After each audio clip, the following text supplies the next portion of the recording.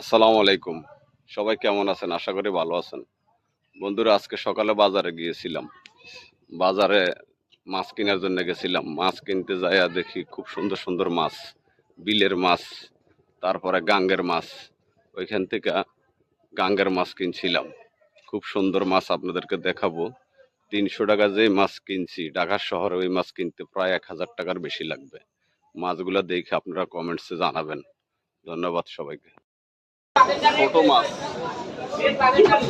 বিলের মাছ,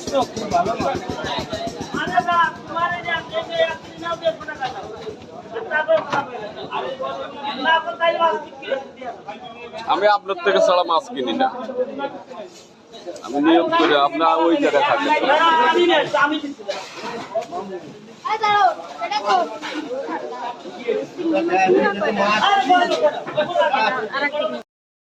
এই সেই ৩০০ টাকার মাছ কাটা দেওয়ার পরের দৃশ্য। তবে এটা অনেক গভীর আছে।